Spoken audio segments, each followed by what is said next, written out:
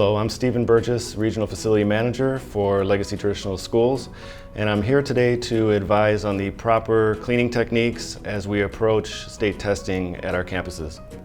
You can see here, these are the 3 pieces of equipment that are used during testing that we'll be cleaning for you. We'll start out by putting the proper gloves on, protective gloves.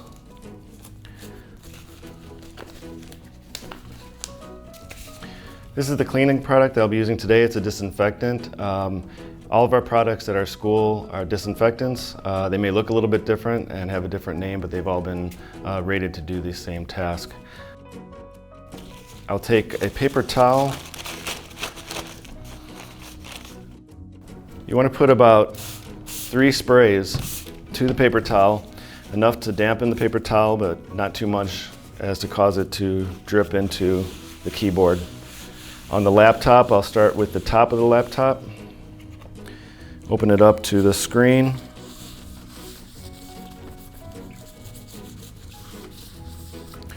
Follow it up by the keyboard.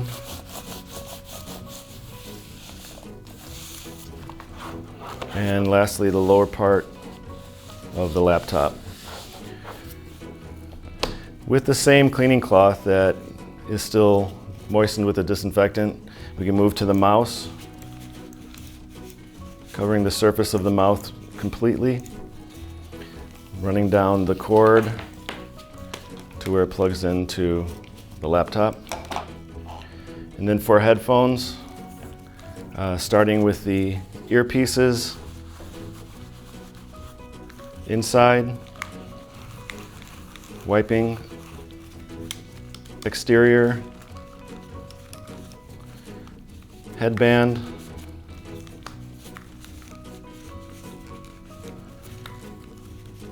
and lastly, the cord.